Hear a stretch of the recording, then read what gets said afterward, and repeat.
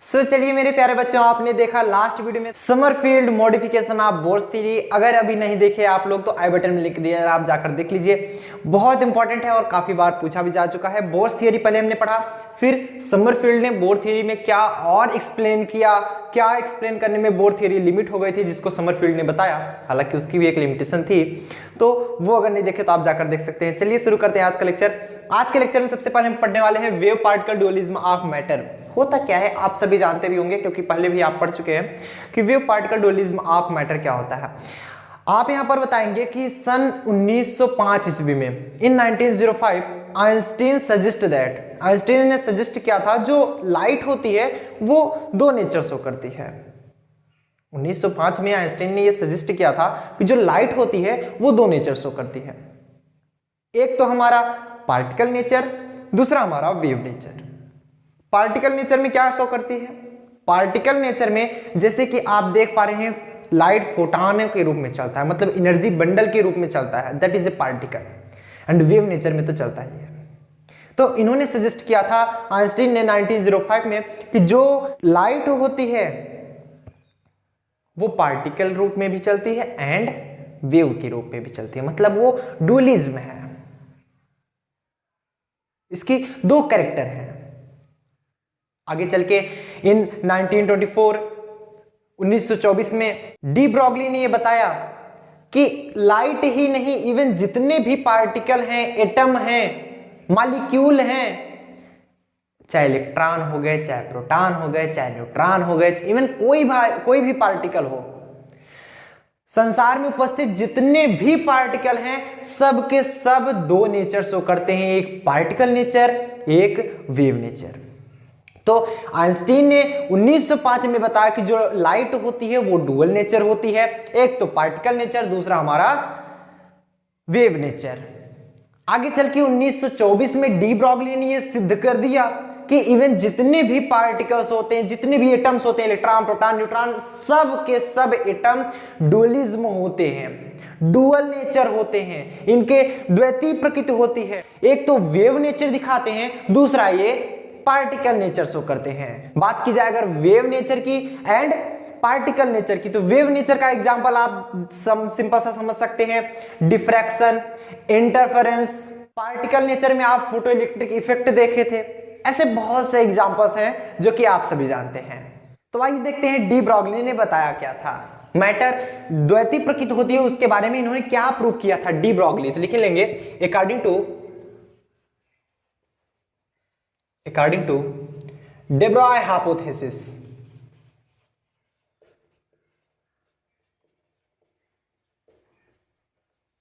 de Broglie hypothesis क्या था? कई लोग इसे डी ब्रॉगली पढ़ते हैं, कई लोग de Broglie पढ़ते हैं, बट एक्चुअल, हालांकि हम सभी डी ब्रॉगली ही बार बार पढ़ते हैं, बट एक्चुअल de Broglie है। इनका नाम de Broglie था, ना कि डी ब्रॉगली था, बट हम बचपन से पढ़ते आए de Broglie de Broglie de Broglie, हमारे दिमाग में बैठ गया। एक्चुअल इनका नाम de Broglie था। de Broglie ने बताया क्या था? de Broglie hypothesis. अब से हम लोग de Broglie पढ़ेंगे, अब से हम लोग de Broglie पढ़ेंगे, सही पढ़ेंगे। जब जानने के बाद भी गलत नहीं पढ़ना चाहिए, सही पढ़ेंगे। According to de Broglie hypothesis इन्होंने क्या बताया था कि all atom are particle present in nature, so wave nature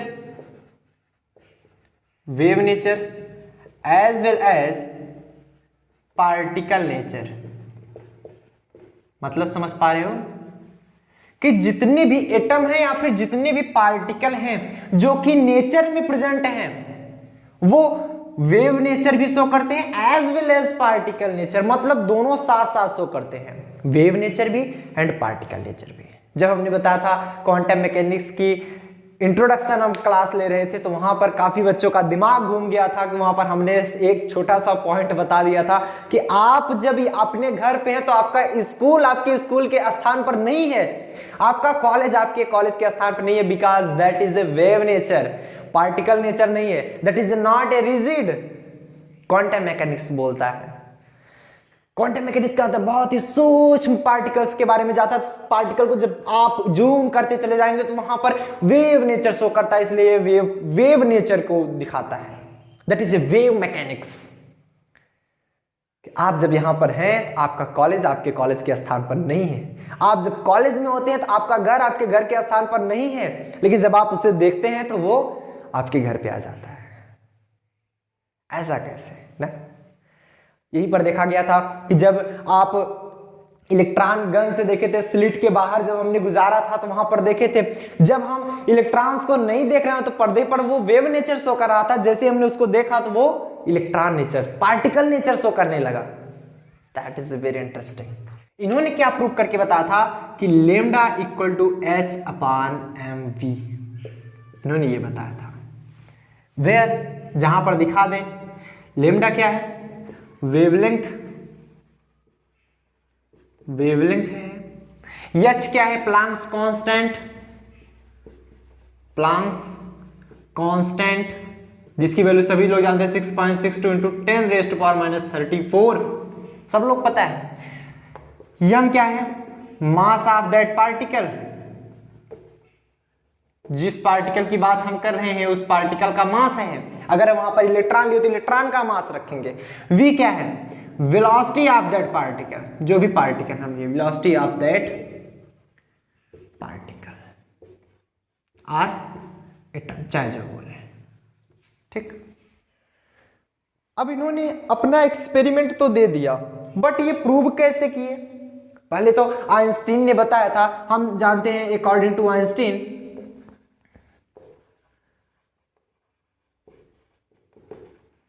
Einstein के अनुसार क्या था, आइंस्टीन ने बताया था कि E equal to M C square, यही बताया था, E equal to M C square या फिर E equal to H nu, दो इन्होंने बताया था। तो एम क्या है, मास है, द्रव्यमान है। सी क्या है, velocity of light, that is the velocity of light. ये फोटॉन के सेंस में बोले थे, फोटॉन, क्योंकि ये किसी पार्टिकल के बारे में नहीं कहते। इन्होंने कहा था जो लाइट होती है वो डुअल नेचर शो करती है, एक तो वेव नेचर, दूसरा पार्टिकल नेचर। मतलब ये जस्ट बात किए थे फोटॉन्स के बारे में। फोटॉन की स्पीड कितनी होगी, जितनी लाइट की स्पीड होती है। तो ये फोटॉन के सेंस में बात किए थे, बट ये मैटर के विषय में बात किए थे।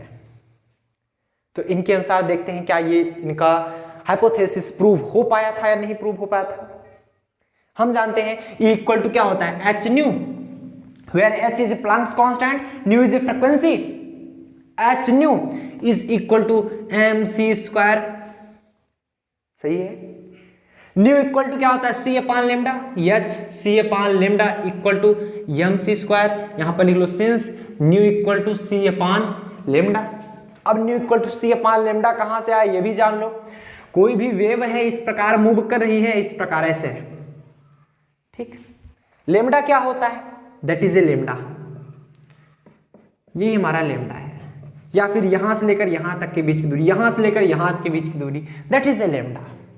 एंड न्यू क्या है, फ्रीक्वेंसी, नंबर ऑफ वेव्स, कितने एक सेकंड में कितने वेव्स प्रेजेंट हो रहे हैं, वहां पर कितने वेव्स हो रहे हैं, वो हमारा फ्रीक्वेंसी है। मतलब लेमडा अगर ज्यादा होगा, जस्ट इतने में ही अगर हम कुछ एक वेव ऐसे भी बना दें,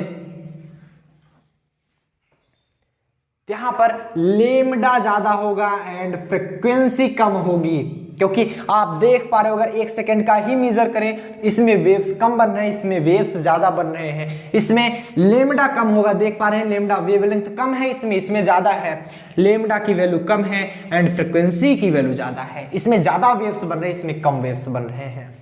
तो यहां से हमें मिलता है कि nu is inversely proportional to the lambda, nu is inversely proportional to the lambda, lambda की इनवर्सली प्रोपोर्शनल होता है। लेमडा बढ़ेगा फ्रीक्वेंसी घटेगी, लेमडा बढ़ा फ्रीक्वेंसी घट गई, लेमडा कम हो गया फ्रीक्वेंसी ज्यादा हो गई, सिंपल सी बात। यहां पर इसको कांस्टेंट को हटाएंगे तो nu equal to C upon lambda लिखते हैं, क्योंकि ये लाइट के सेंस में था, where C is a velocity of light. यहां पर बता सकते हैं, यहां एक सी से एक सी गैप हो जाएगा, बचे क्या, H upon lambda equal to M C. या फिर आप यहां से दिखा सकते हो, लेमडा इधर कर दोगे, लेमडा इज इक्वल टू, ये नीचे चला आएगा h/mc, ये आया वेवलेंथ। जब आप फोटान के सेंस में बात कर रहे थे, मतलब जो वेलोसिटी होगी पार्टिकल की वेलोसिटी, वो फोटान की वेलोसिटी है, मतलब लाइट के सेंस में आप चर्चा कर रहे हो, उसका वेवलेंथ बता रहे हो आप, लाइट के वेवलेंथ। जब यहां पर कोई पार्टिकल लोगे, when we take any particle, जब कोई पार्टिकल लोगे ना, देन क्योंकि कोई भी पार्टिकल लाइट की स्पीड से तो मूव कर नहीं सकता, उसकी वेलोसिटी हम स्मॉल v मान लेते हैं, then the velocity of light जो c है वो रिप्लेस कर दिया जाएगा, replaced by velocity of particle, particle की वेलोसिटी से रिप्लेस कर दिया जाए, मान लेते हैं पार्टिकल की वेलोसिटी स्मॉल v है, मतलब आएगा क्या, lambda is equal to h/mv। Prove हुआ कि नहीं आइंस्टाइन के नियम से। मतलब जब आप कोई पार्टिकल लोगे तो इसकी स्पीड ऑफ लाइट की जगह स्पीड ऑफ पार्टिकल लोगे, c की जगह v रखोगे, लेमडा इक्वल टू h/mv। और यही चीज हमने देखा था डे ब्रॉय हाइपोथेसिस में, नोट कर लीजिए। कुछ पार्टिकल की सीरीज इस प्रकार है जो कि सबसे ज्यादा यूज होने वाले हैं, जैसे कि इलेक्ट्रॉन हो गया, इलेक्ट्रॉन का मास बताएंगे, वेलोसिटी बताएंगे एंड वेवलेंथ बताएंगे। मास होता है इलेक्ट्रॉन का 9.1 इंटू 10⁻³ kg, वेलोसिटी होती है 1.2 इंटू 10⁵ मीटर पर सेकेंड एंड वेवलेंथ होता है 60.67 एंगस्ट्रॉम। इसी प्रकार हीलियम एंड जिनान का भी होता है, आप लोग इसे हमेशा याद रखिएगा क्योंकि कभी न कभी इसका यूज होता ही होता है। सो नोट डाउन कर लीजिए फटाफट से। तो चलिए आइए देख लेते हैं कि जो बोर्स का सेकेंड पॉस्टुलेट था उसे कैसे डे ब्रॉय ने प्रूव करके दिखाया था। मतलब बोर का सेकेंड पॉस्टुलेट बताता क्या था उसके बारे में पहले देख लेते हैं। आप ऑलरेडी पढ़ चुके हैं बोर्स का second model, second postulate already पढ़ चुके हैं क्योंकि बोर्स मॉडल हमने टोटल बताया एंड समरफील्ड मॉडल दोनों को हमने अच्छी तरह से एक्सप्लेन कर दिया है। आपको उम्मीद करते हैं समझ में आ गया होगा, नहीं समझ में आप जाकर देख लीजिए। अगर कोई नया बच्चा है, आप नए स्टूडेंट हो, आपको नहीं समझ में आ रहा है, आप जाकर वहां से पहले देख लीजिए फिर यहां पर आइए, तभी समझ में आएगा। तो इन्होंने क्या किया था कि 1924 में तो ये तो बता दिया था जो एटम होते हैं वो डुअल नेचर शो करते हैं, पहला पार्टिकल का दूसरा वेव का, 1924 में। फिर इसके जस्ट पहले ही इन्होंने बोर थियरी 1923 में, जो कि बोर थियरी हमारी आई थी 1913 में, 1923 में इन्होंने बताया था बोर के सेकेंड पॉस्टुलेट को प्रूव किया था। मतलब आप पहले बोर्स का सेकेंड पॉस्टुलेट देख लेंगे। बोर का सेकेंड पॉस्टुलेट कहता क्या था, यही तो कहा जा रहा है ना, day Broglie relation and bore theory. Bore theory में और डे ब्रॉय का रिलेशन दिखाए थे, मतलब डे ब्रॉय ने प्रूव करके दिखाया था बोर थियरी को। मतलब जिसे हम बोला गया quantization of angular momentum, quantization condition वहां पर बताई गई थी जब हम बोर का पॉस्टुलेट बता रहे थे। यहां पर देख लेंगे according to Bohr second postulate, Bohr का सेकेंड पॉस्टुलेट था क्या, बोर सेकेंड पॉस्टुलेट, बोर का सेकेंड पॉस्टुलेट कुछ ऐसा था कि according to this postulate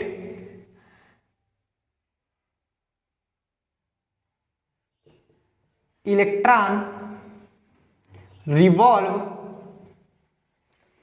in those circular orbit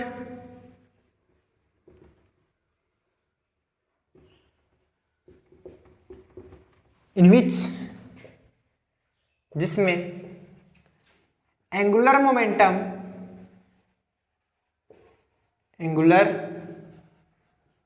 momentum capital L जिसे रिप्रेजेंट करते हो, इज, मतलब इलेक्ट्रॉन उन्हीं सर्कुलर ऑर्बिट में रिवॉल्व करेंगे, चक्कर लगाएंगे, मतलब एक फिक्स्ड ऑर्बिट में होते हैं और उन्हीं ऑर्बिट में चक्कर लगाएंगे जो कि equal to the integral multiple of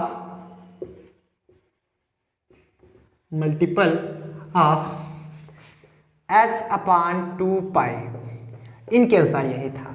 मतलब इलेक्ट्रॉन उन्हीं ऑर्बिट में चक्कर लगाएंगे जिसके लिए एंगुलर मोमेंटम h/2 का इंटीग्रल मल्टीपल हो। मतलब L इज इक्वल टू, अगर Ln की बात करें nवें ऑर्बिट की, Ln is equal to NH/2, where जहां पर n कोई इंटीजर था, इंटीजर जो कि 1, 2, 3, so on ऐसे। ठीक, इसके अनुसार ये था कि कोई न्यूक्लियस हुआ करता था, कोई न्यूक्लियस था, इसके बाहर कक्षा में इलेक्ट्रॉन उन्हीं ऑर्बिट में रिवॉल्व करेंगे। जैसे n की वैल्यू अगर 1 रखें, पहली कक्षा के लिए बात हो रही है h/2, इसके लिए एंगुलर मोमेंटम h/2 होना चाहिए। दूसरी वाली कक्षा के लिए क्या होना चाहिए, 2h/2। तीसरी वाली कक्षा के लिए 3h/2। इसी प्रकार nवीं कक्षा के लिए Ln इक्वल टू NH/2, मतलब इनके अनुसार अगर L1 की बात करते थे वो h/2 आता था, L2 की बात करते थे तो वो 2h/2 आता था, L3 की बात करते थे तो 3h/2 आता था, ऐसे सो ऑन। अगर हम Ln की बात करें तो वहां पर NH/2। ये चीज बोला गया था बोर का सेकेंड पोस्टुलेट।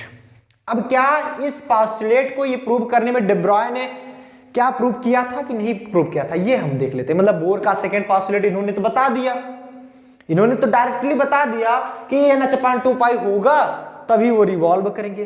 अब ये डेब्रॉय जी काफी ज्यादा इंटेलिजेंट थे, इन्होंने दिया था 1913 में, जो बोर का सेकंड पोस्टुलेट था वो 1913 में था। अब डेब्रॉय जी काफी ज्यादा दिमागदार थे। अब इनको ऐसा फील हुआ कि क्यों ना हम कुछ ऐसा करें कि कहां से आया NH/2 का, मतलब h/2 का इंटीग्रल मल्टीपल होना चाहिए, लेकिन कैसे जाने कि h/2 का ही इंटीग्रल मल्टीपल होना चाहिए। ये चीज इन्होंने प्रूव करके दिखा दिया, इन्होंने सिद्ध कर दिया कि ये h/2 का ही इंटीग्रल मल्टीपल होगा। इन्होंने तो डायरेक्ट थ्योरेटिकल बोल दिया था बोर ने, लेकिन इन्होंने प्रूव करके दिखा था डेब्रॉय ने। आइए देखते हैं कैसे इन्होंने प्रूव किया था। इसको अगर नोट कर लिए हो तो हटा दें, नोट कर लिए हैं, बहुत बढ़िया। इसको भी हटा दिया जाए, ये तो समझ में आ गया होगा आप लोगों को। अब आइए देखते हैं कैसे डेब्रॉय ने प्रूव किया था डेब्रॉय हाइपोथेसिस। डेब्रॉय हाइपोथेसिस,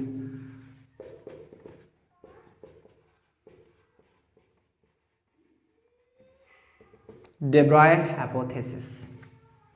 इन्होंने क्या बताया, इन्होंने ये बताया कि जब कोई पार्टिकल है, मान लो m मास का कोई पार्टिकल है, लेट अस कंसीडर m मास का कोई भी पार्टिकल, चाहे जो पार्टिकल हो, अगर वो किसी वेलोसिटी से मूव कर रहा है, किसी वेलोसिटी से मूव कर रहा है, मान लो कोई भी वेलोसिटी है, अगर वो मूव कर रहा है तो उसका मोमेंटम क्या होगा उस वेलोसिटी के कारण, p, मतलब कोई m मास का पार्टिकल है और वो मूव कर रहा है with the velocity of v, तो उसका मोमेंटम क्या हो जाएगा, p इक्वल टू mv। तो उसका मोमेंटम यदि p है तो हर एक पार्टिकल यदि मूव कर रहा है तो उसके साथ साथ एक वेव भी इस प्रकार मूव करती, वेव के फॉर्म में भी, मतलब वो पार्टिकल के फॉर्म में भी चल रहा है। जैसे कि आपने दिखाया अभी कि हर एक पार्टिकल वेव के फॉर्म में भी होता है एंड पार्टिकल के फॉर्म में भी होता है। ये पार्टिकल के फॉर्म में आपको दिख रहा है चलते हुए, लेकिन ये वेव भी साथ साथ चलती है। वेव का मान लेते हैं, वेवलेंथ क्या है, होता है लेमडा। तो इनके अनुसार जो लेमडा होता है wavelength is equal to h/mv या h/p, यही तो बताते हो। p इक्वल टू यहां पर क्या हो जाएगा mv, तो h/p या फिर h/mv। आपने अभी भी देखा कि डेब्रॉय हाइपोथेसिस होता क्या है, लेमडा इक्वल टू h/p या फिर h/mv। ये चीज हमको मिल गया यहां से। अगर हम यही सेम कंडीशन किसी सर्कुलर ऑर्बिट के लिए ले लें, सेम कंडीशन किसी भी सर्कुलर ऑर्बिट, क्योंकि जो इलेक्ट्रॉन मूव करता है वो सर्कुलर ऑर्बिट में मूव करता है, ये तो स्ट्रेट लाइन की बात हुई। अगर यही सेम फंडामेंटल हम लगाने की कोशिश करें किसी सर्कुलर ऑर्बिट में, क्योंकि इलेक्ट्रॉन जो मूव करता है सर्कुलर ऑर्बिट में, वहां पर जो वेवलेंथ निकलेगा तब हम कंसीडर कर पाएंगे। और यहां पर देख लेंगे एक चीज और, थोड़ा सा एक्सप्लेन यहां पर करेंगे। यल मतलब एंगुलर मोमेंटम क्या होता है, यम एनवे की बात करें m v n r n equal to n h upon 2 pi. आया कैसे, इन्होंने बताया था इलेक्ट्रॉन उन्हीं सर्कुलर ऑर्बिट में रिवॉल्व करेंगे। मान लो ये सर्कुलर ऑर्बिट है जिसकी रेडियस r है, जिसकी रेडियस r है, मान लो r1 होगी, अगले वाली की रेडियस r2 होगी, ये r2, अगले वाली की रेडियस r3, ऐसे अगले वाले रेडियस सबसे nवें रेडियस की बात की जाए तो rn होगी। r1 रेडियस पर अगर कोई पार्टिकल है या मास का, क्योंकि इलेक्ट्रॉन का मास इक्वल होता है और वो मूव कर रहा है v1 वेलोसिटी से, दूसरे वाले पार्टिकल में अगर मूव कर रहा है यही पार्टिकल यम मास का v2 वेलोसिटी से, तो अगर हम पहले वाले की बात करें तो L1 इक्वल टू क्या आ जाएगा, यम v1 r1, यही तो आएगा। यम मास का कोई पार्टिकल v1 वेलोसिटी से मूव कर रहा है, वो भी r1 रेडियस पे, यम v1 r1, क्योंकि it is angular momentum. Angular momentum का फार्मूला होता है एम वी आर। ऐसे L2 की अगर आप चर्चा करेंगे तो एम v2 r2 हो जाएगा। हम जानते हैं angular momentum equal to M V R. ऐसे अगर हम nवें कोर्स की बात करें, nवें कक्षा की बात करें तो Ln क्या हो जाएगा, यम Vn Rn, वही चीज हमने लिखा है एम Vn Rn। आया कि नहीं, Ln की जगह पर एम Vn Rn, ये चीज बताया था इन्होंने।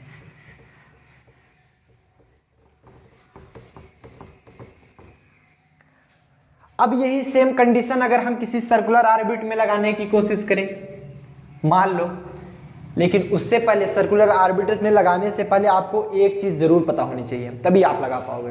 कुछ कंडीशन है जो कि आपको हमेशा फॉलो करना होगा और उसी कंडीशन पर ही वेव बनती है, अदरवाइज नहीं बनेगी। मतलब अगर आपको क्या दे दिया जाए, कुछ इस प्रकार की वेव,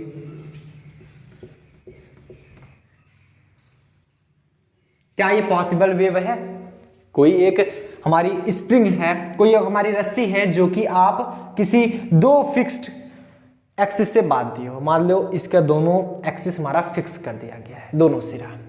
अब इसमें अगर हम वेव रिप्रेजेंट करें तो क्या इस प्रकार ये हो सकता है? क्या इस प्रकार कोई वेव बनेगा? इम्पॉसिबल, नहीं बन सकता। That is not possible. Possible क्या होगा? अगर कुछ इस तरह फिक्स किया जाए, या तो ये इस तरफ पॉसिबल होगा, पूरा पूरा पॉसिबल होगा, या तो फिर इस तरह पॉसिबल होगा, ये आप सब जानते हो, या कुछ इस तरह पॉसिबल होगा, इस तरह पॉसिबल होगा, अदरवाइज नॉट पॉसिबल। अगर ऐसे चाहे तो नहीं पॉसिबल हो सकता। कोई रस्सी है जिसको दोनों सिरा उसका फिक्स कर दीजिए, रस्सी को खींच के छोड़िए, देखिए या तो नीचे आएगी पूरा नीचे आ जाएगी, ऊपर जाएगी तो ऊपर पूरा जाएगी। बड़ी रस्सी है, बड़ी रस्सी है, कोई भी बड़ी रस्सी हो, दोनों एंड फिक्स कर दीजिए, एक एंड से थोड़ा सा आप उसमें वेव रिप्रेजेंट कीजिए तो लास्ट में वेव जाकर खत्म हो जाती है, नहीं आधे पे खत्म होती, नहीं पूरा होता है।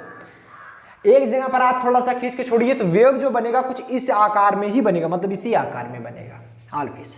ये पॉसिबल नहीं है। तो यही फंडामेंटल हम सर्कुलर ऑर्बिट में लगाएंगे।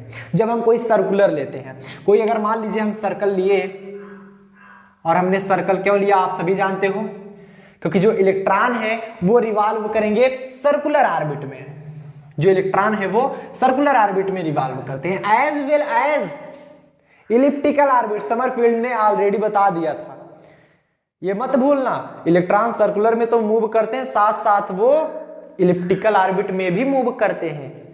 समरफील्ड ने हमको बता दिया ऑलरेडी, हमको पता है। ये किसी सर्कल के लिए लगाए और इसको फिक्स कर दिया हमने। क्या किया? फिक्स कर दिया, इसके एंड को फिक्स कर दिया। मान लीजिए हमने इसको टाइटली यहां से फिक्स किया, यहां से फिक्स किया, कुछ यहां से फिक्स किया। आप इसे टाइटली फिक्स कर दीजिए ताकि ये कहीं और ना मूव कर सके। टाइटली हमने इसको फिक्स कर दिया, चारों तरफ से जितनी बार आप लगा सके लगा दीजिए, लेकिन चारों तरफ से, ठीक। तो आप अगर इसमें वेव दिखाना चाहें तो किसी दो एंड में या तो इस प्रकार वेव हो सकता है या तो फिर इस प्रकार वेव हो सकता है, चाहे जैसा देखिए। हम मान लेते हैं पहले इसी प्रकार वेव, दो एंड में एक तो ऐसा होगा, इस दो एंड में ऐसा होगा, इस दो एंड के बीच में ऐसा होगा। हमने ये वाला कंसीडर कर लिया, ये वाला दोनों पॉसिबल है, दोनों पॉसिबल, चाहे ये लीजिए चाहे वो, बनेगा वही। इस वाले में दोनों हम बना के दिखा दे रहे हैं आपको, ये पॉसिबल होगा, इस वाले में ऐसा पॉसिबल, ऐसा पॉसिबल है, ऐसा फिर ऐसा।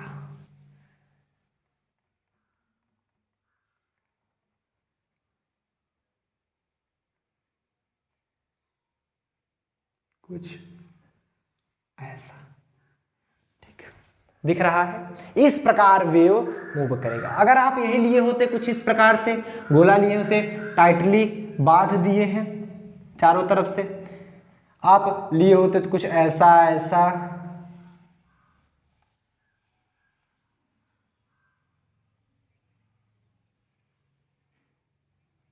देख पा रहे हैं ना, वेव तो बना, और ये एक जहां से पोजीशन चला था वहीं पर पोजीशन ही है, इसकी पोजीशन बदली नहीं है।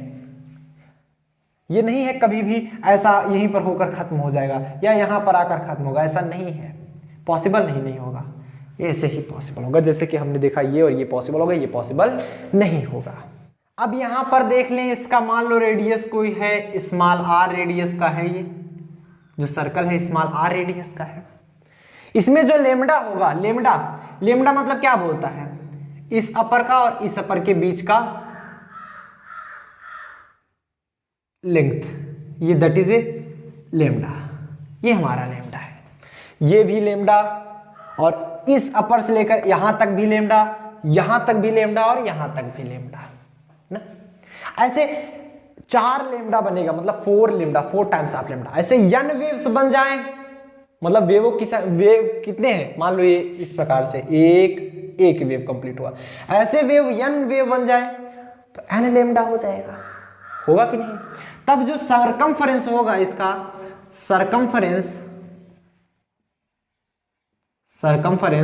Of circle is equal to n times of lambda, वो लेमडा के n टाइम्स के बराबर होगा। मतलब ये जो अगर सरकमफ्रेंस निकालेंगे इस सर्कल का, अगर मान लो इसमें n की वैल्यू तो 4 है तो 4 लेमडा हो जाएगा। अगर n वेव्स इसमें क्रिएट हुए होते, इसमें यदि n वेव्स क्रिएट हुए होते तो इसका सरकमफ्रेंस कितना हो जाता है, n लेमडा, सरकमफ्रेंस इसका n लेमडा। आइए देखते हैं सरकमफ्रेंस क्या होती है, किसी भी सर्कल की सरकमफ्रेंस क्या होती है, 2 pi r, 2 pi r is equal to n lambda.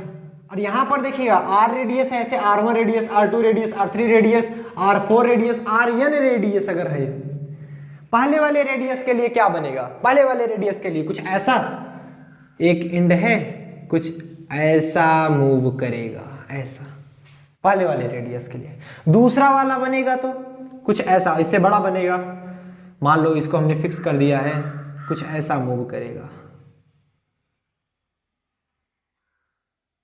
ऐसा मूव करेगा। तीसरा वाला कुछ ऐसा मूव करेगा, इधर ये कुछ ऐसा,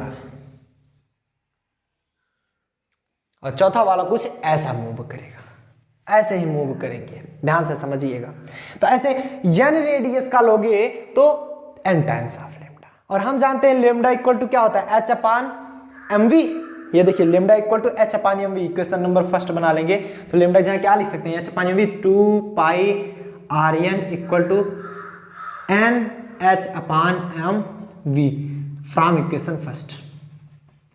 हम डिब्रॉय हाइपोथेसिस से जानते हैं कि lambda equal to h upon mv। और वेलोसिटी जो बताई जा रही है n सेल की, मतलब rn रेडियस में nवां सेल है तभी तो रेडियस rn है, तो vn बताओगे, ये तो बताओगे ना। जैसे यहाँ पर v1 वेलोसिटी चलेगा, v2 वेलोसिटी चलेगा, ऐसे nवें सेल में वो vn वेलोसिटी से मूव करेगा। हमने ऐसा कंसीडर किया क्योंकि हर एक सेल में जो वेलोसिटी ऑफ इलेक्ट्रॉन होता है, वेलोसिटी ऑफ पार्टिकल होता है, वो चेंज होता है। तो यहाँ पर देखिएगा m vn इधर भेज देंगे तो क्या आएगा, m vn rn equal to n h upon 2 pi. यही तो है हमारा Bohr's postulate. That is mv/n equal to nh/2 nh/2। Simple, very simple, note कर लीजिए। नहीं समझ में आया एक बार फिर से आप लोग रिवाइज कर लीजिए। चलिए मेरे प्यारे बच्चों, बहुत इंपॉर्टेंट टॉपिक अब हम पढ़ने वाले हैं, division and Germer experiment. Division और जर्मन ने क्या एक्सपेरिमेंट करके देखा था, आइए देखते हैं division and Germer experiment. Head डालेंगे डिवीजन एंड जर्मर एक्सपेरिमेंट। आज का लेक्चर बहुत इंपॉर्टेंट, वैसे तो हर लेक्चर बहुत इंपॉर्टेंट होता है, क्या जब आप सोच लेंगे कि हर एक लेक्चर बहुत इंपॉर्टेंट है तब कंसिस्टेंसी बनती है, तब पढ़ने मजा आता है। नहीं तो अगर आप पहले से सोच लीजिए ये इंपॉर्टेंट नहीं है, कोई सा भी टॉपिक हो, अगर आपने सोच लिया कि ये इंपॉर्टेंट नहीं है, नहीं समझ में आएगा। आप लाख कोशिश कर लो, आपने सोच लिया इंपॉर्टेंट नहीं है तो आएगा नहीं समझ में। इसलिए all topic is very very very important. याद कर लीजिए, आप सिर्फ पेपर देने के लिए नहीं पढ़ रहे हो, आप कुछ करने के लिए पढ़ रहे हो। पेपर में तो पास वैसे भी हो जाते हैं कि हमारा लेक्चर ना देखो, कहीं स्कूल में ना जाओ, पढ़ने ना जाओ, कोचिंग ना लगवाओ, फिर भी तो पास हो जाओगे। कैसे? सीरीज लेकर कुछ ना कुछ याद कर लो, घर पे बैठ के कुछ याद कर लो, पास तो हो ही जाओगे। बट कॉन्सेप्ट नहीं समझ में आएगा, ये चीज याद रखना। कॉन्सेप्ट नहीं समझ में आएगा, कॉन्सेप्ट समझने के लिए हम कोचिंग लगवाते हैं, स्कूल जाते हैं, कॉलेज जाते हैं, क्योंकि टीचर कॉन्सेप्ट बताते हैं कि किस प्रकार ये हो रहा है, वो प्रैक्टिकली दिखता है। जैसे यहां पर ये प्रैक्टिकली दिखने वाला है, तो वो प्रैक्टिकली दिख रहा होता है हमको, तब हमको समझ में आता है, तब हमारा दिमाग और भी ब्रॉड होता है। नहीं तो वैसे डिवीजन एंड जर्मर एक्सपेरिमेंट रट लोगे कि जब 54 वोल्ट पर पोटेंशियल पर ये जाता है तो वो कंस्ट्रक्टिव इंटरफेरेंस बनता है। जब कंस्ट्रक्टिव इंटरफेरेंस बनता है तो according to Bragg's law that 2d sin theta के बराबर होगा। तो ये तो रट तो लोगे ही, रटने में क्या जाता है, रट लोगे, कोई दिक्कत नहीं। लेकिन जब आप उसको इंपॉर्टेंट समझ रहे हो, उसको इंपॉर्टेंट का दर्जा दे रहे हो, कुछ करने के लिए पढ़ रहे हो, तो तभी आप समझ में आएगा जब आपको समझाया जाएगा अच्छी तरह से। इसलिए जब समझाया जा रहा है तो आप लोग ध्यान से पढ़िए, ईमानदारी से पढ़िए। ईमानदारी से जिस दिन आप लोग पढ़ना स्टार्ट कर दिए उसी दिन सक्सेस आप हो जाएंगे। चलिए स्टार्ट करते हैं कि डिवीजन एंड जर्मर एक्सपेरिमेंट ने क्या बताया था। इन्होंने सबसे पहले एक इलेक्ट्रॉन गन ली थी, यहां से जॉकी की मदद से हमने इस रेजिस्टेंस में जॉकी लगा दिया। जॉकी ऊपर नीचे हो सकता है, यहां पर जॉकी को यहां पर सेट करना पड़ेगा ऊपर नीचे, जिस प्रकार से हमें इलेक्ट्रॉन चाहिए जॉकी को हम सेट कर सकते हैं। ये रहे हमारे इलेक्ट्रॉन गन। यहां से जो इलेक्ट्रॉन होते हैं कुछ इस प्रकार मूव करते हैं, ऐसे बाहर की तरफ, कुछ ऐसे निकलते हैं और ऐसे निकल जाते हैं। हमने आगे एक निकिल का क्रिस्टल लगा दिया, एक निकिल का क्रिस्टल। अब ध्यान से समझिएगा, ये निकिल का क्रिस्टल है, कुछ मान लो ये निकिल का कोई क्रिस्टल है, और हमने कोई यहां पर रख दिया डिटेक्टर, एक डिटेक्टर रख दिया जो कि इस एंगल पर फिट किया जाएगा। जो स्कैटरिंग एंगल होगा सेम वही हमारा इंसिडेंट एंगल भी होना चाहिए, मतलब जिस एंगल पर ये आ रहा है उसी एंगल पर ये स्कैटर होकर जाए, उसी एंगल पर हमारा रखा जाएगा। और ये जो हमारा क्रिस्टल और डिटेक्टर है ये मूव कर सकता है। इसका क्लियर एक्सप्लेनेशन देखना तो आप ब्रैग्स स्पेक्ट्रोमीटर वहां पर जाकर देखेंगे, वहां पर क्लियर हमने आपको बताया है। अब ये क्या कर सकता है, पूरा मूव कर सकता है। हमने बारी बारी से इसको मूव करके दिखाया, देखा हमने,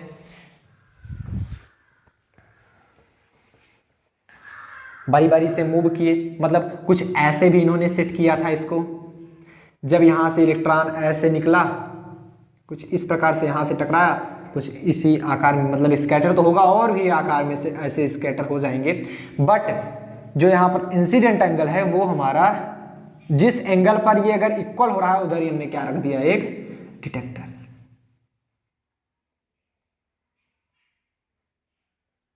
ये और ये डिटेक्टर क्या करेगा, इसकी जो वेवलेंथ हो रही है उसको मेजर कर सकता है, इसकी इंटेंसिटी को मेजर कर सकता है, मतलब इसके वेवलेंथ को बता सकता है। पहला जो वेवलेंथ था आफ्टर इट इसका वेवलेंथ क्या हो गया, इसीलिए हमने इसको डिटेक्टर को लगाया।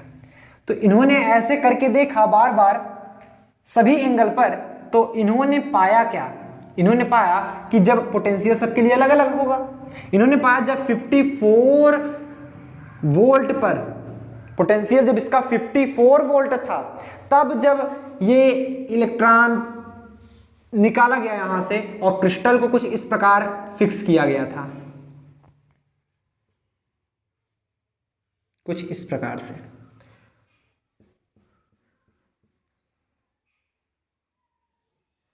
यहां पर जो ये वाला एंगल होगा theta, that is equal to theta, मतलब जो इंसिडेंट एंगल है वो ऑलवेज स्कैटर्ड एंगल के बराबर होगा।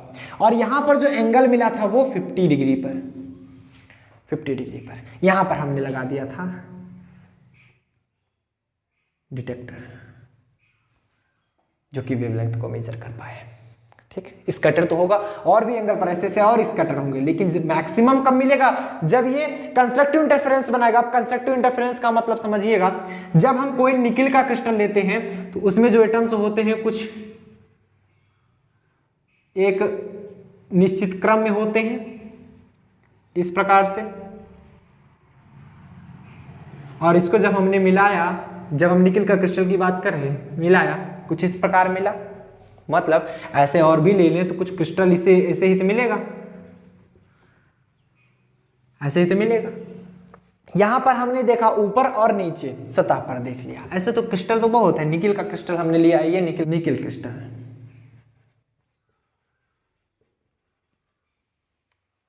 तो निकिल का क्रिस्टल जब हमने लिया था, जब कोई लाइट इस पे इंसिडेंट हुई, जैसे यहां पर इलेक्ट्रॉन इंसिडेंट हो रहा है, वैसे मान लो इलेक्ट्रॉन आया तो कुछ वेव के फॉर्म में आएगा, ऐसे वेव के फॉर्म में आया, ये इधर टकराया, टकराने के बाद स्कैटर हो गया, स्कैटर होने के बाद कुछ ऐसा मूव कर गया वेव।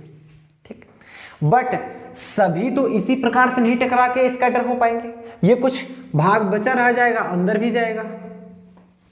ठीक, अंदर भी जाएगा। तो जब ये अंदर जाने के बाद जब ये स्कैटर हुआ तो आप देख पा रहे थे ये पूरा का पूरा क्या हो रहा था, कंस्ट्रक्टिव इंटरफेरेंस बना रहा था। लेकिन हर एक एंगल में ऐसा नहीं होगा। ये कब हो रहा था? जब ये कुछ 50 डिग्री पर मूव कर रहा हो, जब ये कुछ 50 डिग्री पर, जब ये 50 डिग्री है, जब ये 50 डिग्री है तो ये एंगल इस एंगल के बराबर है। टोटल अगर ये एंगल की बात की जाए तो 180 डिग्री, तो ये हमारा कितना हो जाएगा 65 डिग्री, एंड ये भी हमारा कितना होगा 65 डिग्री होगा।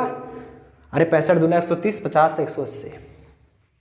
तो यहां पर देख पाए, अगर हम कोई और एंगल लिए होते, कुछ ऐसा लिए होते, ऐसा मान लो, समझना ध्यान से, फिर भी हमारा इलेक्ट्रॉन कुछ ऐसे आता, स्कैटर होता, कुछ ऐसे मूव हो जाता, कुछ और बचता, ये इधर से स्कैटर होता, ऐसे मूव होता।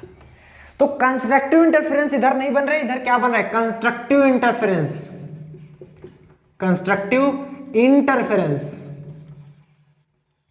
जब कंस्ट्रक्टिव इंटरफेरेंस बनता है तभी इंटेंसिटी मैक्सिमम होती है, ये चीज हमेशा याद रखना। इंटेंसिटी तभी मैक्सिमम होगी जब कंस्ट्रक्टिव इंटरफेरेंस बन रहा है। जब कंस्ट्रक्टिव इंटरफेरेंस बन रहा है मतलब इंटेंसिटी इज मैक्सिमम, मतलब ये जो रेडिएशन है हमारी, इसकी मैक्सिमम रेडिएशन होगी, मैक्सिमम इंटेंसिटी की, इंटेंसिटी मैक्सिमम होगी इसकी, मैक्सिमम याद करना। कंस्ट्रक्टिव इंटरफेरेंस जब बनता है इंटेंसिटी मैक्सिमम होती है, नॉन कंस्ट्रक्टिव बनता है तो मैक्सिमम नहीं होती, मिनिमम होती है। तो निकिल क्रिस्टल पर इस प्रकार इन्होंने शो कराया। जब ये कंस्ट्रक्टिव इंटरफेरेंस मिल रहा था तो from Bragg's law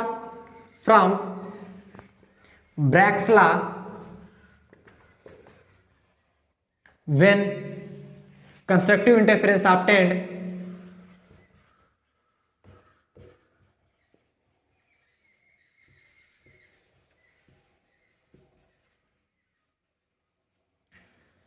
Bragg's law के अनुसार जब कंस्ट्रक्टिव इंटरफेरेंस मिल रहा था तो ब्रैग्स लॉ क्या बताता कि n lambda is equal to 2d sin theta.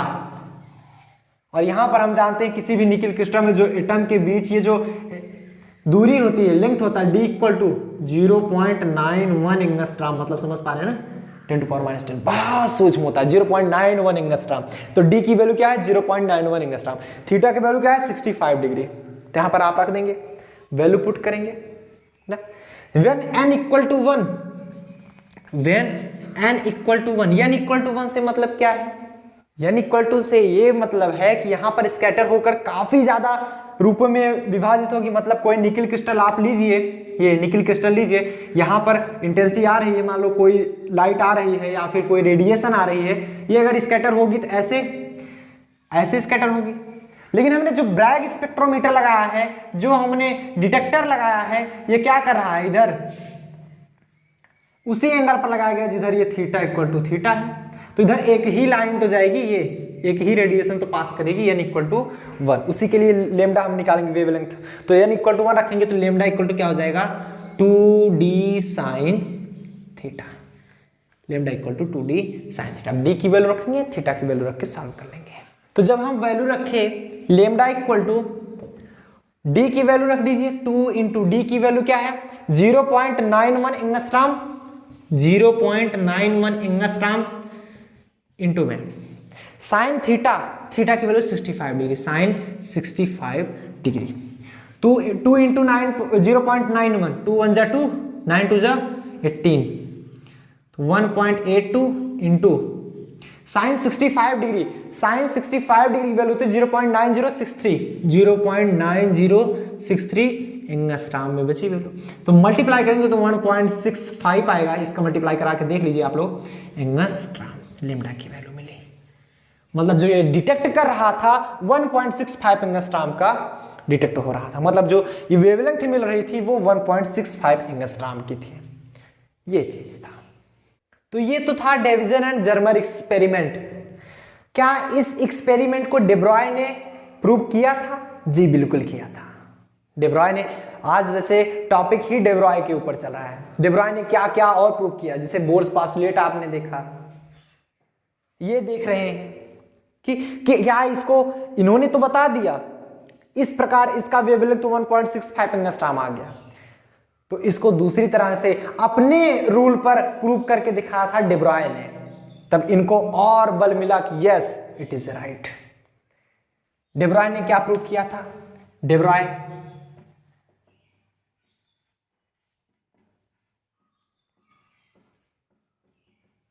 अगर हम देखें डे ब्रॉय हाइपोथेसिस के अनुसार, डे ब्रॉय हाइपोथेसिस क्या बोलता है कि lambda is equal to H upon P, and since यहां पर लिखेंगे p इक्वल टू √2m होता है, आप सभी जानते हो। तो यहां पर p जगह क्या लिख लेंगे? Lambda equal to H upon √2m। और ये आया कैसे? हमने बार बार आपको बताया। मतलब आप जानते हो total energy equal to kinetic energy plus में पोटेंशियल एनर्जी। लेकिन आप बात करो मोमेंटम की, मोमेंटम कब होगा? जब काइनेटिक एनर्जी मतलब कुछ एनर्जी होगी मूवमेंट की। तो इधर पोटेंशियल एनर्जी तो जीरो हो गई, मतलब E इक्वल टू के ई, ये तो हमारे जीरो। हम जानते हैं के मतलब काइनेटिक एनर्जी क्या होती है? Half mv²। E equal to था, अगर हम यहां से बात करें P बराबर mv होता है, तो m से ऊपर नीचे मल्टीप्लाई कर दे तो m² by 2m equal to ई। तो ये हमारा निकल गया m² v² equal to 2me। And अगर हम mv की बात करें तो ये √2me हो गया, और p इक्वल टू mv होता है, तो p इक्वल टू क्या मिला? √2me। ये चीज कंफ्यूजन तो नहीं? कोई कंफ्यूजन नहीं? यहां से आप बता सकते हो p इक्वल टू √2me। सब लोग संतुष्ट हो ना? होगे क्यों नहीं? प्रूफ जो मिल जाता है, अगर वैसे डायरेक्ट बता दिया जाता है तो आधे से ज्यादा बच्चे कैसे जाने, आपने कैसे जाने कि √2me ही होगा? प्रूफ मिल जाता है तो भाई प्रूफ तो चाहिए, हमेशा प्रूफ तो चाहिए। और आप लोग भी हमेशा प्रूफ याद रखा कीजिए। प्रूफ से यहाँ पर E की वैल्यू क्या होगी? एनर्जी ये 54 वोल्ट है, मतलब पोटेंशियल यहाँ पर 54 वोल्ट है। इधर देख लीजिए, इधर देखिए पोटेंशियल जो है, पोटेंशियल 54 वोल्ट है। अगर हम बात कर लें एनर्जी की, तो एनर्जी कितनी हो जाएगी? एनर्जी हम जानते हैं अगर 1 वोल्ट का पोटेंशियल है तो एनर्जी 1 इलेक्ट्रॉन वोल्ट होगी। 10 वोल्ट का पोटेंशियल है तो एनर्जी 10 इलेक्ट्रॉन वोल्ट होगी। ये ऑलवेज आप लोग याद रखिएगा। तो यहां पर एनर्जी कितनी हो जाएगी? 54 इलेक्ट्रॉन वोल्ट। अब इलेक्ट्रॉन वोल्ट में इसे जूल में कन्वर्ट कर लीजिए, 1.6 इंटू 10⁻⁻19 से गुणा कर दीजिए इलेक्ट्रॉन वोल्ट को जूल में चेंज करने के लिए, तो 54 इंटू 1.6 इंटू 10⁻⁻19 जूल में आ गया।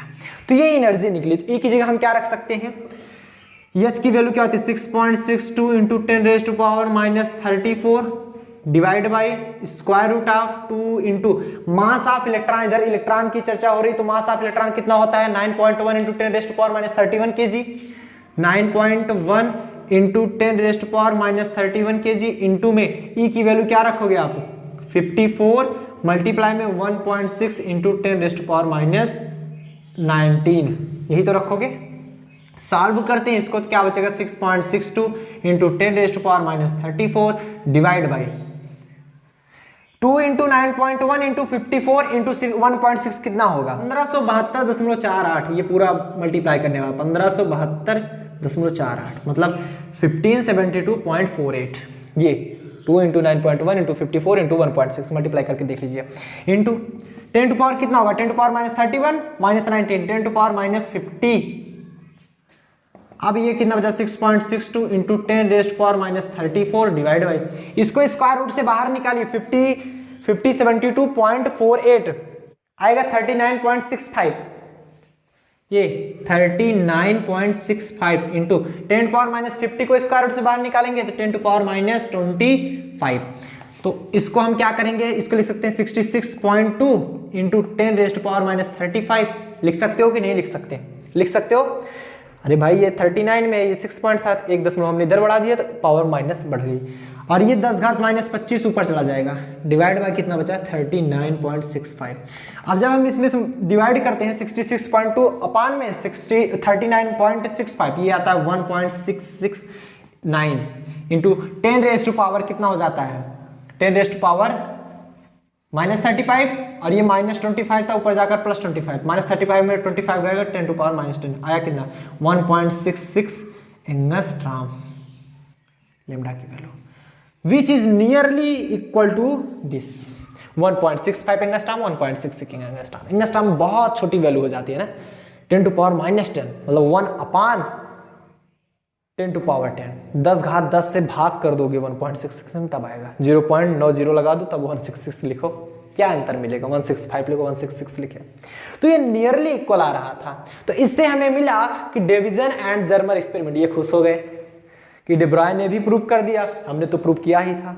हालांकि दोनों बहुत विद्वान थे, दोनों ने प्रूव करके दिखाया, इन्होंने अपने मेथड से प्रूव करके दिखाया, इन्होंने अपने मेथड से प्रूव करके दिखाया। इसको इन्होंने इस प्रकार मूव कराया था, ब्रैग्स लॉ के अनुसार इन्होंने प्रूव कर दिया था, इन्होंने अपने डे ब्रॉय ने अपने ही अनुसार प्रूव कर दिया था। सो नोट डाउन कर लीजिए आप लोग, उम्मीद करते हैं आपको समझ में आया होगा, ये क्लियर है, समझ में आया, आज क्लियर, नोट डाउन कर लीजिए फटाफट से, हटाया जाए। चलिए अब हम बात करते हैं कि हाइजेनबर्ग अनसर्टेनिटी प्रिंसिपल क्या था। हाइजेनबर्ग ने अपने अनसर्टेनिटी प्रिंसिपल में क्या बताया था, तो हेडिंग डालेंगे आप लोग हाइजेनबर्ग अनसर्टेनिटी प्रिंसिपल। इसको इस अनसर्टेनिटी प्रिंसिपल को प्रूव किया था हाइजेनबर्ग, तो लिख लेंगे अकॉर्डिंग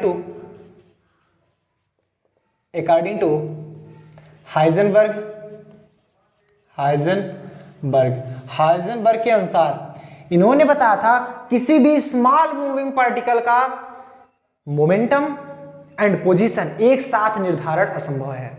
मतलब एक साथ अगर किसी भी मूविंग पार्टिकल की, कोई स्मॉल मूविंग पार्टिकल, ऐसा नहीं कि बड़ा कोई मूविंग पार्टिकल के लिए बताया था, स्मॉल मूविंग पार्टिकल जैसे कि इलेक्ट्रॉन, ऐसे छोटे छोटे पार्टिकल्स के, तो किसी स्मॉल मूविंग पार्टिकल की जैसे कि इलेक्ट्रॉन, फोटॉन भी हो जाएगा, तो किसी स्मॉल मूविंग पार्टिकल की मूवमेंट मतलब पोजीशन, स्थिति और मोमेंटम एक साथ निर्धारण असंभव था। तो इन्होंने बताया था कि it is impossible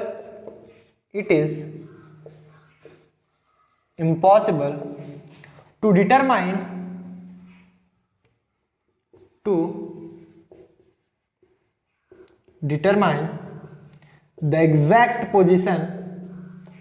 the exact position and momentum of simultaneously, साथ साथ, सिमल्टेनियसली मतलब एट दैट इंस्टेंट, उसी समय, एक ही साथ, एक ही समय पर एग्जैक्ट पोजीशन और मोमेंटम का निर्धारण असंभव था। It is impossible to determine the exact position and momentum simultaneously of any small moving particle, जैसे कि हमारा कोई इलेक्ट्रॉन हो गया।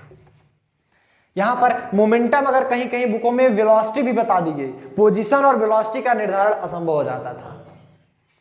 मोमेंटम बताइए या फिर वेलोसिटी। ठीक, समझ में आया। इनके अनुसार यह कहा गया था कि delta X into delta P जो होगा वो always greater than or equal to H upon 4 pi. ये चीज इन्होंने प्रूव करके दिखाया था। और ये जो delta X into delta P था वो लगभग इक्वल था एच के, लगभग। समझ में आया। मतलब एच अपॉन 4 पाई से ऑलवेज ग्रेटर देन होगा, कभी कभी इक्वल भी हो सकता है, लगभग इक्वल होता है, मतलब बराबर एकदम नहीं होता, लगभग या फिर एच के लगभग बराबर होता है। जहां पर डेल्टा एक्स क्या है, डेल्टा पी क्या है, ये चीज बता देंगे। डेल्टा एक्स क्या है, पोजीशन है।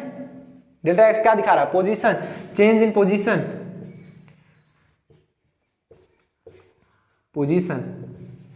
और डेल्टा पी क्या है, चेंज इन मोमेंटम। इसको तो आप लोग 12th में भी पढ़े रहे होंगे। एच क्या है, प्लांक्स कांस्टेंट, प्लांक्स कांस्टेंट। समझ में आया, नोट कर लीजिए, नोट करिए, क्लियर है। हेड डालेंगे इंपॉर्टेंस, इसकी महत्ता क्या थी, मतलब क्यों इसका महत्व क्या था, क्यों अनसर्टेनिटी प्रिंसिपल दिया गया, आखिर क्या कारण था अनसर्टेनिटी प्रिंसिपल देने का, कुछ न कुछ तो कारण रहा होगा। That is importance. हेड डालेंगे इंपॉर्टेंस। इस इंपॉर्टेंस में पहला इंपॉर्टेंस था कि this principle is an attempt to describe the characteristic of the electron during the orbital motion. जब कोई इलेक्ट्रॉन ऑर्बिटल मोशन कर रहा था, याद कर लीजिए, जब कोई इलेक्ट्रॉन ऑर्बिटल मोशन कर रहा है तब उसकी पोजीशन, उसका कैरेक्टर क्या था, उसके बारे में बता पाया था। मतलब ये हाइजेनबर्ग का अनसर्टेनिटी प्रिंसिपल जो था, जब इलेक्ट्रॉन कोई ऑर्बिटल मोशन में मूव कर रहा होता है तब उसके कैरेक्टर को बता सकता था। इनका इंपॉर्टेंस दूसरा ये था कि this principle help to have clear idea that it is possible only to estimate the probability of locating the electron in a given region of space at any instant. मतलब क्या है, दूसरा क्या कह रहा है, दूसरा इनका महत्व ये था, पहला तो कोई भी इलेक्ट्रॉन जो है अगर ऑर्बिटल मोशन में मूव कर रहा है तो उसके मूवमेंट को, मतलब उसके कैरेक्टर को बता सकता था ये। दूसरी चीज, ये एग्जैक्ट पोजीशन क्या है, उसकी एग्जैक्ट पोजीशन क्या है उस पार्टिकल की, उस इलेक्ट्रॉन की, उसको बता देता था ये। जब वो मूव कर रहा है, किस कक्षा में मूव कर रहा है, उसका एग्जैक्ट पोजीशन भी बता सकता था, मतलब पोजीशन एंड कैरेक्टर दोनों बता सकता था ये। तो हेडिंग डालेंगे वेव मोशन। वेव मोशन क्या होता है, आइए देख लेते हैं वेव मोशन के बारे में। A wave motion is a kind of disturbance which is bounded over from one part of medium to the next due to the repeat motion of the medium particle about their mean position। मतलब साफ बताया जा रहा है कि wave motion क्या होता है, कुछ इस प्रकार का मोशन वेव मोशन कहलाता है। ऐसे मतलब क्या कहा गया कि अगर कोई भी दो एंड हमारा फिक्स कर दिया जाए, जो मोशन हो रहा है अपनी मीन पोजीशन का बार बार रिपीट कर रहा है, और जो उसमें डिस्टर्बेंस हो रहा है, डिस्टर्बेंस नहीं होता तो कुछ ऐसे ऐसे मूव करता है, ऐसे ऐसे ऐसे कंपन होता तब, तो जो इसमें डिस्टरबेंस हो रहा है वो हमारा क्या कहलाएगा, वेव मोशन। इट में बी 2 टाइप्स। वेव मोशन जो होते हैं 2 प्रकार के होते हैं, पहला लॉन्गिट्यूडिनल एंड दूसरा हमारा होता है ट्रांसवर्स। ट्रांसवर्स ये दोनों प्रकार के हो सकते हैं, लॉन्गिट्यूडिनल भी हो सकता है एंड ट्रांसवर्स भी हो सकता है। लॉन्गिट्यूडिनल वेव क्या होता है, in this type of motion particle of the medium vibrate along the direction of the propagation of the wave। ये अपने वेव के along एक्सिस मूव करता रहता है, कंपन जैसे हो रहा है, जैसे कि आपको फिगर में दिख पा रहा है। जैसे कि फॉर एग्जांपल के लिए आप साउंड वेव बता सकते हैं, इस प्रकार साउंड वेव होता है। साउंड कैसे वेव होता है ये भी आपको क्लियर दिख रहा है। और दूसरा आता है हमारा ट्रांसवर्स वेव। ट्रांसवर्स वेव क्या होता है? In this type of motion particle of the medium vibrate perpendicular of the direction of the propagation of the wave. मतलब ये परपेंडिकुलर डायरेक्शन में मूव करता है, जैसे कि आपको फिगर में क्लियर दिख पा रहा है किस प्रकार ट्रांसवर्स वेव होता है। साउंड वेव उसका एक अच्छा एग्जांपल था।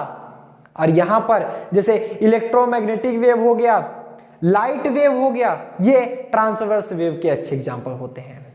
इलेक्ट्रोमैग्नेटिक वेव किस प्रकार चलता है आप सभी जानते हो, लाइट वेव किस प्रकार चलता है आप सभी जानते हो। मतलब ट्रांसवर्स वेव की तरह ये लोग मूव करते हैं, जैसे कि electromagnetic waves and light waves. अब आइए हम चलते हैं, बात करते हैं फ्रीक्वेंसी क्या होती है, वेवलेंथ क्या होता है, टाइम पीरियड क्या होता है, एम्पलीट्यूड क्या होता है, वेलोसिटी क्या होती है, फेज डिफरेंस क्या होता है। आइए बात कर लेते हैं। सबसे पहले हेडिंग डालेंगे फ्रीक्वेंसी क्या होती है। फ्रीक्वेंसी हेडिंग डालेंगे फ्रीक्वेंसी। इसमें एक सेकंड में कितने वेव्स हो रहे हैं, दैट इज ए फ्रीक्वेंसी। इसे न्यू से रिप्रेजेंट करते हैं। तो फ्रीक्वेंसी में लिखेंगे कि द नंबर ऑफ वाइब्रेशन पर second perform by A particle is called frequency. मतलब कोई पार्टिकल वेव नेचर में है, एक सेकंड में कितने वेव्स का निर्माण कर सकता है, एक सेकंड में कितने वेव्स का निर्माण। मान लीजिए एक सेकंड में यहां पर n वेव्स हो गए, फ्रीक्वेंसी n हो जाएगी। इसे न्यू से रिप्रेजेंट करते हैं। मतलब इसके बीच में मान लो एक सेकंड लगा, एक सेकंड में कितने वेव्स बने, 1 2 और 3 वेव बने। फ्रीक्वेंसी इसकी 3 हो गई। इस प्रकार एक वेव मतलब इसका पूरा साइकिल ऐसे पूरा ये। तो कितने वेव्स का निर्माण कर रहे हैं एक सेकंड में, दैट इज ए फ्रीक्वेंसी। दूसरा हेडिंग है क्या है हमारा, वेवलेंथ। हेडिंग डालेंगे वेवलेंथ। ये सब बहुत छोटी छोटी चीजें हैं जिसे आप सभी जानते हो। वेवलेंथ जिसे हम बोलते हैं लेमडा। लेमडा क्या होता है आप बताओगे, यहां से इसके बीच की दूरी होगी हमारी लेमडा, दैट इज लेमडा। या फिर इसके बीच की दूरी, या फिर यहां से लेकर इसके बीच की दूरी लेमडा होगी। मतलब जहां से चलना प्रारंभ किया और जो फिर से साइकिल पर आया, दैट इज पूरा एक साइकिल जो मूव किया वो पूरा हमारा होता है लेमडा वेवलेंथ। लिख लेंगे इसमें the distance travel by the wave in one time period is called wavelength. मतलब यहां से कोई वेव चलना प्रारंभ की और ऐसे ऐसे यहां तक आई, जितना डिस्टेंस मूव की दैट इज लेमडा। या फिर यहां से हम अगर मेजर करें तो यहां से फिर यहीं ऊपर तक आया, दैट इज लेमडा। मतलब ये भी हमारा लेमडा ही है, ये लेमडा। ठीक, क्लियर। अगली हेडिंग हमारी आती है time period. Time period that is capital T. Time period का हम कैपिटल टी से रिप्रेजेंट करते हैं। टाइम पीरियड में लिख लेंगे the time required to complete one vibration is called its time period. मतलब इस एक साइकिल को पूरा करने में, जैसे ये एक साइकिल मूव किया वही एक पीरियड बताया जा रहा है। एक साइकिल मूव किया, मान लो इसको पूरे करने में 1 मिली सेकेंड का समय लगा, तो इसका टाइम पीरियड 1 मिली सेकेंड हो जाएगा। तो एक साइकिल पूरा करने में, एक साइकिल कंप्लीट करने में जितना टाइम लगता है that is a time period. इसे कैपिटल टी से रिप्रेजेंट करते हैं। बोलो क्लियर हो रहा है, नहीं समझ में आ रहा है? टाइम पीरियड किसे कहते हैं एक साइकिल को कंप्लीट करने के लिए। अगली हेडिंग डालेंगे एम्पलीट्यूड। एम्पलीट्यूड, एम्पलीट्यूड किसे बोलेंगे, इसे कैपिटल ए से रिप्रेजेंट करते हैं। एम्पलीट्यूड बोलते हैं मान लीजिए मैक्स जो हमारा हो रहा है, जैसे मान लीजिए यहां से लेकर मैक्सिमम डिस्प्लेसमेंट क्या हुआ इस वेव का, दैट इज एम्पलीट्यूड। ये मैक्सिमम डिस्प्लेसमेंट जो हुआ, या फिर नीचे भी अगर देखें तो इसका मैक्सिमम डिस्प्लेसमेंट जितना हुआ ये होगा हमारा एम्पलीट्यूड। याद कर लीजिएगा। मतलब इनके बीच की जो एंगल दूरी होती है वो लेमडा होती है, वेवलेंथ। और जितने टाइम ये कंप्लीट करता है वो टाइम पीरियड होता है। फ्रीक्वेंसी होती है एक सेकंड में कितने वेव्स बन रहे हैं वो फ्रीक्वेंसी होती है। एम्पलीट्यूड होता है maximum displacement of the wave, चाहे वो ऊपर की तरफ चाहे वो नीचे की तरफ। यहां पर लिख लेंगे the max displacement of the particle on either side. मतलब दोनों में से किसी साइड जो मैक्सिमम डिस्प्लेसमेंट होता है इट्स मीन पोजीशन। मतलब इसके मीन पोजीशन से दोनों तरफ के किसी भी डायरेक्शन, चाहे ऊपर चाहे नीचे, किसी भी तरफ, आइदर बोथ साइड, दोनों में से किसी साइड में जो मैक्सिमम डिस्प्लेसमेंट होगा वही हमारा होगा एम्पलीट्यूड। अगली हेडिंग आती है हमारी वेलोसिटी। वेलोसिटी। वेलोसिटी क्या होती है, इसमें स्मॉल v से रिप्रेजेंट करते हैं। ये देखो इसमें और इसमें अंतर, ये न्यू है, ये स्मॉल v है। वेलोसिटी में लिखेंगे कि the distance travelled by the wave in 1 second is called its velocity. 1 second में वेव के द्वारा कितना डिस्टेंस ट्रेवल किया गया 1 सेकेंड में, ये याद रखना। मतलब डिस्टेंस अपॉन टाइम होता है, पर सेकेंड में कितना डिस्टेंस ट्रेवल किया जा रहा है। मान लो 1 सेकेंड में ये वेव यहां तक पहुंच गई तो वो उसकी वेलोसिटी होगी। मतलब हर 1 सेकेंड में कितना ये डिस्प्लेसमेंट हो रहा है, डिस्प्लेसमेंट पर टाइम, पर सेकेंड टाइम, हर 1 सेकेंड में कितना वेव्स चल रही है, कितना डिस्प्लेसमेंट हो रहा है, वो हमारी होगी हमारी वेलोसिटी। अब वेलोसिटी का एक और फार्मूला हम सभी जानते हैं, वेलोसिटी इक्वल टू क्या होता है, यहां पर लिख लेंगे v equal to nu into lambda, और न्यू होता है 1/t, तो एक फार्मूला और लिख सकते हैं कि lambda upon capital T, since हम सभी जानते हैं nu equal to 1/t time period का जस्ट इनवर्सली प्रोपोर्शनल होता है, इनवर्सली होता है। अगली हेडिंग आती है हमारी फेज डिफरेंस। फेज डिफरेंस क्या होता है, जिसे हम फाई से रिप्रेजेंट करते हैं। फेज डिफरेंस, फेज डिफरेंस से देख लेंगे कि it determines how much the two waves are out of step with each other. मतलब इसके कहने का मतलब ये है कि इट डिटरमाइन, ये निर्धारित करता है कि बाय हाउ मच टाइम, कितने समय में one wave ahead of the other wave, by how much time one wave is ahead of the other wave, कि कितने समय में वो फेज अपना चेंज कर रहा है। मतलब नीचे जैसे फेज आ रहा है वो ऊपर की तरफ जा रहा है, कितने समय में उसका फेज चेंज हो रहा है, that is A phase difference. Note कर लीजिए। क्लियर? तो उम्मीद करते हैं कि आपको ये लेक्चर बहुत अच्छा लगा होगा, समझ में आया होगा। अगर समझ में आया हो तो क्लियर इसको नोट्स बनाएं, नोट्स बना के पढ़िए तभी समझ में आएगा। अगर अदरवाइज नहीं समझ में आएगा खुद से नोट बनाइए। हालांकि मैं नोट्स प्रोवाइड कराता हूं, वो अलग की बात है, मैं नोट्स प्रोवाइड कराऊंगा, लेकिन आप खुद भी नोट्स बनाया कीजिए। खुद से नोट्स बनाया हुआ दूसरी चीज, मान लो सपोज दैट हमको कोई चीज आ रही है, मैंने नोट्स में नहीं लिखा कि ये तो हमें ऑलरेडी पता है, वो चीज आपकी छूट जाएगी। सभी बच्चों का दिमाग एक जैसे नहीं होता, या आप लोग भी जितने लोग देख रहे हो सब डिफरेंट है। इवन 2 भाई देख लो तो कोई भाई तेज रहता है पढ़ने में, कोई कुछ नहीं आता है। रेयर केस में होता है कि दोनों तेज रहते हैं, लेकिन दोनों एग्जैक्ट होंगे उतने दिमाग तेज, ऐसा तो हो नहीं सकता। इवन ये चीज आप ध्यान दीजिएगा कि सभी का दिमाग एक जैसे नहीं होता। आपको जो नहीं पता वो नोट्स में लिखते चले, क्योंकि मैं जब यहाँ पर पढ़ाता हूँ तो हर एक चीजें बोलता हूँ, जरूरी नहीं नोट्स में हर एक चीजें हूँ। हालांकि मैं पूरी प्रयास करता हूँ, इस प्रकार मैं नोट्स बनाता हूँ आप लोगों के लिए कि हमको कुछ नहीं पता है, इस प्रकार बनाता हूँ। और इस प्रकार भी बनाता हूँ कि हमको सब कुछ पता है, तभी तो लिखूंगा, नहीं तो क्या लिखूंगा। तो इस प्रकार आपको नोट्स बना के दिए जाते हैं कि हर एक छोटी सी चीज उसमें आ जाए। अगर नोट्स आपको पानी हो तो टेलीग्राम पे चले जाएंगे, @union class सर्च करेंगे, वहां पर आपको मिल जाएगी, या फिर डिस्क्रिप्शन बॉक्स में भी लिंक दी जा रही है। वहां पर समय समय पर, जैसे मान लो 3rd पेपर पढ़ाया जा रहा है फिजिक्स का, जब से कंप्लीट होगा आपको नोट्स मिल जाएंगे। ये फिजिकल केमिस्ट्री पढ़ाई जा रही है, फिजिकल केमिस्ट्री कंप्लीट होगी, आपको नोट्स प्रोवाइड कर दिए जाएंगे। तो उम्मीद करते हैं आपको लेक्चर समझ में आ रहा होगा। मिलते हैं इसी तरह और नेक्स्ट वीडियो में। टिल देन बढ़िया से पढ़ाई करें। All the very best.